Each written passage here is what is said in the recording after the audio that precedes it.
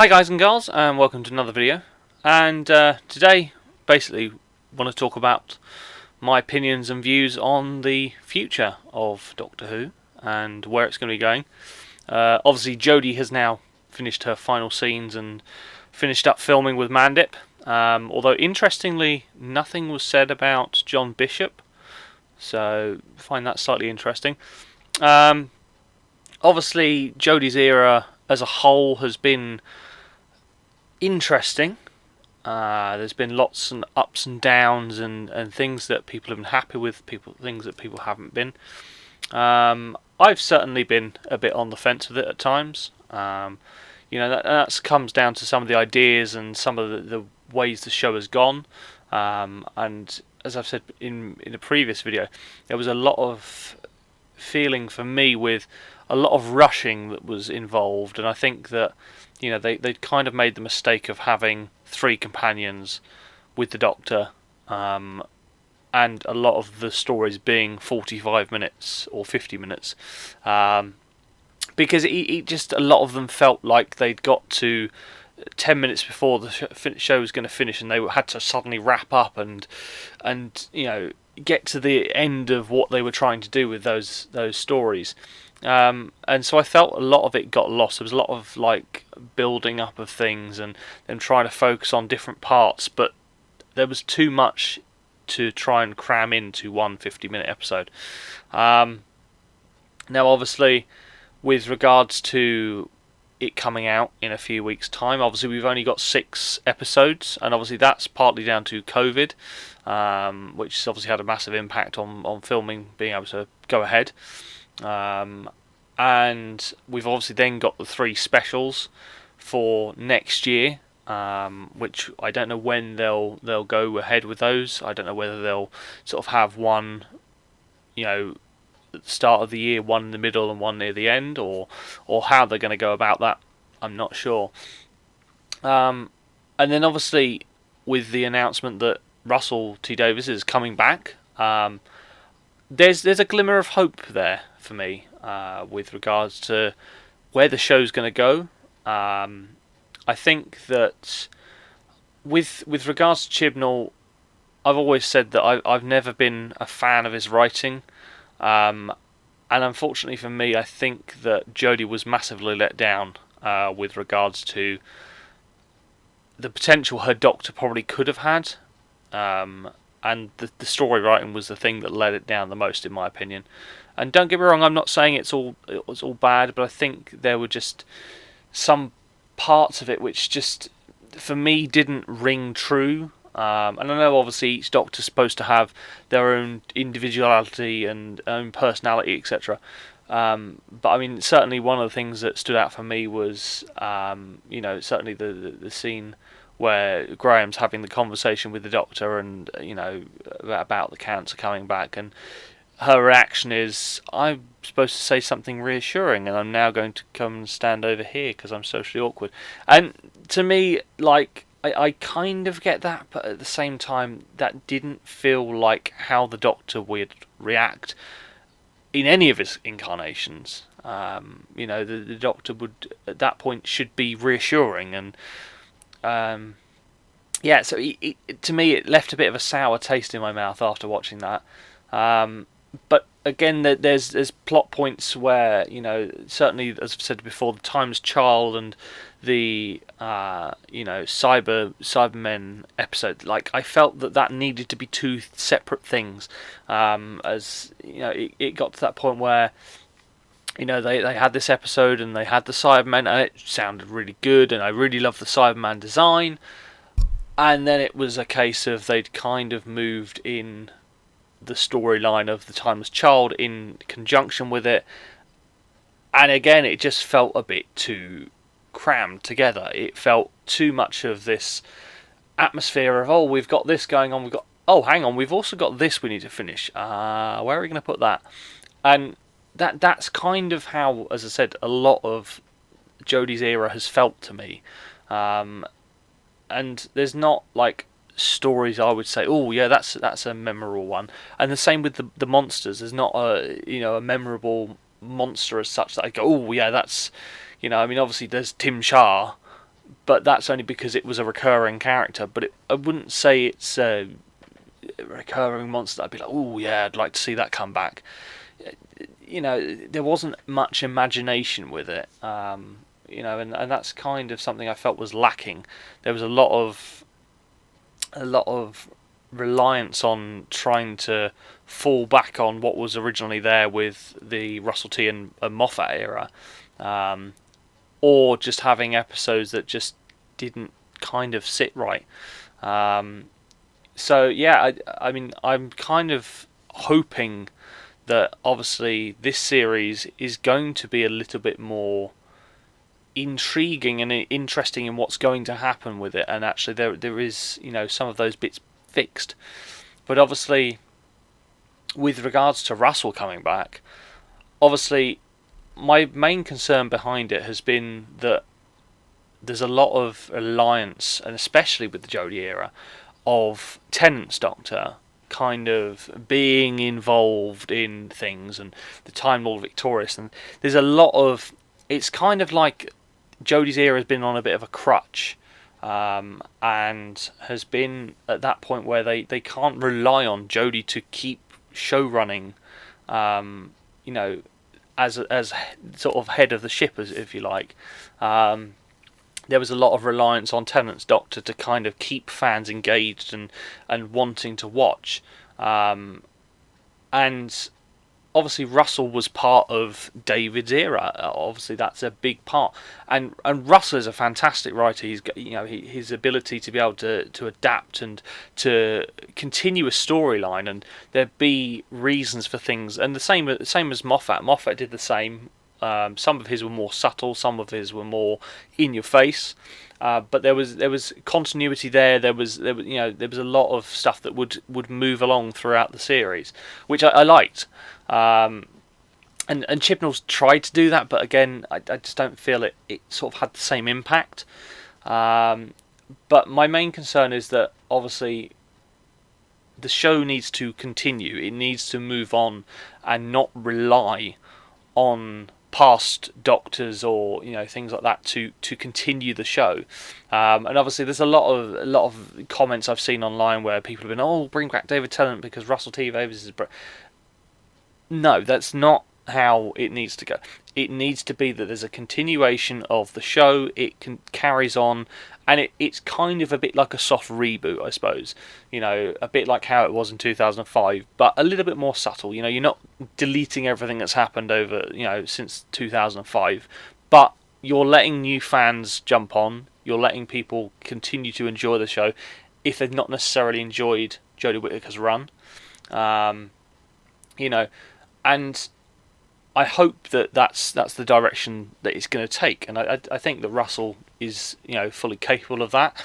And obviously there's been some interesting bits that have come up since the announcement with Russell, in regards to having Julie Gardner back, and then it was a case of Sony Pictures had apparently partnered with Badwall Studios, so I'm kind of hoping that they kind of are there, but are letting Russell and that do their own thing, because there was some conversation about how Russell wanted to expand the universe of Doctor Who, and he'd already done that before. He'd done it with Torchwood, and he'd done that with Sarah Jane Adventures, and obviously that's something he can't really do anymore.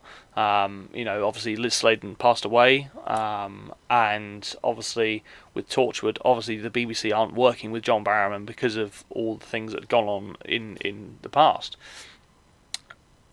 There is obviously a possibility you could bring back Torchwood with new cast or new bits and pieces. Obviously Eve Miles, I know she was certainly keen to carry on and bring it back, but obviously without John Barrowman being there as the forerunner of that show, it's a case of is there enough there to be able to bring it back and have it as successful as it used to be.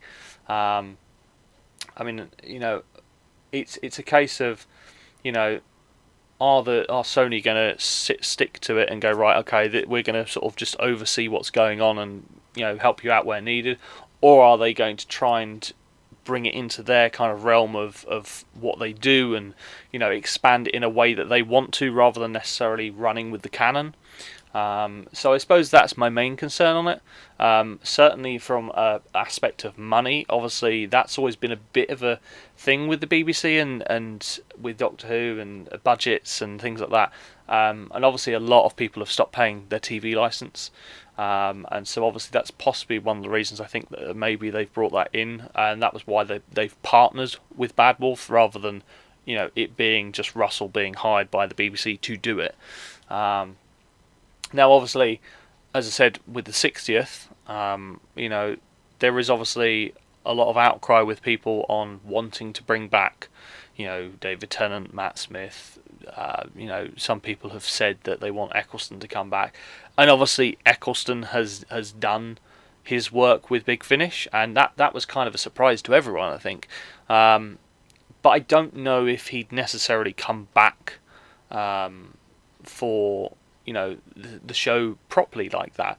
Don't get me wrong, that it's not an impossibility. Obviously he had been in talks with Stephen Moffat for the 50th, and he just wasn't that keen on it at the time, and obviously there was a lot of stigma still going around about him leaving Doctor Who, and obviously a bit of a thing with the BBC. So there's not an impossibility, but I think it's highly unlikely, which is a real shame, because Eccleston is a fantastic Doctor, and I loved his run as the Doctor, and I'd love to see more of him.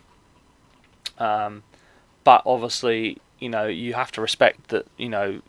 Part of the reason he left Doctor Who was the issues he had with regards to the producers, which was Russell, Julie Gardner, etc. So obviously there's going to be a bit of animosity there with regards to him returning, and so I think that might prevent anything like that happening. I mean, my hopes for the 60th is that we do get a strong story. Obviously there was talk that it wasn't going to happen, but obviously it would be nice to see maybe some returning monsters for it. Obviously, a lot of the specials that Chibnall's done has relied on Daleks, and I've kind of got bored of it, to be honest. I'm kind of like give them a bit of a break. It's kind of Dalek heavy, and I think that again that kind of comes into that aspect of Chibnall not being able to kind of create his own creations and monsters. And even with the current series, he's brought back the Sontarans, and they look like the classic era, and obviously they look fantastic. But again, I'm just kind of hoping that he doesn't ruin the Sontarans, because Moffat did it a little bit. There was a little bit of, Sontaran experiment and all that, Sontaran stratagem. Sorry, where they brought back, and they were a threat, and they wanted to take over the Earth, and then Strax was turned into this nurse, and I wasn't massively keen on it. There was a lot of involvement, and then it was kind of more of a background character, and not massive fan of it. So I'm hoping that that is going to be a strong story. The same with the Weeping Angels, but I'd kind of like to see. There's things like Omega, that they've spoken about for a while in talking about doing something, and it would be interesting to see something with that, or maybe tying it in slightly to the Timeless Child and that story arc. But obviously it depends on how much of a clean slate that Russell wants with regards to doing the 60th and beyond. So there's a lot of intrigue with what's going to happen. Obviously, there is intrigue as to who is going to be the next Doctor, and I hope that the person they choose is obviously someone who Russell believes is correct for the part. And I think obviously his casting of Eccleston and Tennant were perfect, and and really strive to create a decent framework and storyline for each of their Doctors. And yeah, I think that there is a good potential, but again, I think that there needs to be less reliance on, we have to do this with David Tennant, we have to do that with David Tennant, or we have to include this because it's something from the era that has been so popular and has got the most viewing figures. I think that the show needs to move, and honestly, for a show that is a lot about change, Doctor Who fans are terrible at accepting change, and it's only now that you're getting people who initially didn't like Jodie, when she's now leaving, going, oh, actually, no, she's not that bad. It's a bit too little too late, but that's kind of what's happened with every Doctor, I think. So I say that I'm not, I'm looking forward to the future and seeing what Russell does. As I say, I'd be interested in seeing who he casts for the Doctor and who he casts for the companion or companions. Personally, the format of having more than one companion, it can work. It did in the classic series, but obviously those were serials that were 4 or 5 episodes each, rather than a continuation of an episode over, and a lot of character building with not enough time. So there is possibility that if he plays it right, that obviously that can work. And obviously in his era, you did have episodes with Mickey, Captain Jack, and Rose. You had Mickey and Rose. There is the opportunity and possibility of that to work as a dynamic. But obviously, it's making sure that obviously it's correct and works, and that the storylines are working correctly. So yeah, I'm hopeful, and I'm looking forward to seeing what comes. And talking of storylines, obviously it's been a year since I started doing audios. Well, editing anyway. They've obviously been sat on my laptop for quite a while. It is in the process. It's something that I've been tinkering away at and trying to modify bits and get more people involved. And I did the thing of, I think I started off with 7 episodes. I've now got 10 because I stupidly started and then I was like, oh, actually, this is a good idea. I'll write that down. And so yeah, they kind of changed and things happened. And there was one episode which I was going to use and then decided not to, and then tried to amalgamate it with something else. And so there's been a lot of up, down, and in between and bits like that. So it is in progress. And I'd said in a video with Tony Dowling, Caveman Props, that I was hoping that it would be out this time of year, and unfortunately, I'm nowhere near that. And Joshua Coy, who does the Doctor Who Forgotten Adventures, obviously he's been in the same boat as me. His first one came out in 2018, and obviously he's still been struggling to get bits done and finished and completed. And as of now, I've got 3 episodes which are more or less there, but they're not at the start. They're in the middle or near the end. So there are still characters that need voices. There's still editing and audio to do. Although my laptop has been an absolute nightmare recently, and so it's been a bit of a struggle in that respect to try and get get things edited. But also the fact that you spend hours and hours trying to find audio that's going to work, and sound effects especially, and there's a lot of re-recording that has to happen as well, because you listen back to it and it doesn't sound right, and so you sit there with the mic and off you go. But it is obviously in progress. It is coming, and I want to try and get as much done as I can and get it out. But watch this space. So yeah, I mean, what are your thoughts? What are your opinions? What are your hopes for the 60th and beyond? And the specials next year. As I say, it's going to be interesting to see what happens. If you like this video, please give it a like. If you haven't already, hit that subscribe button. and hit the bell notification to see when I upload. Obviously it's not as frequent as it used to be.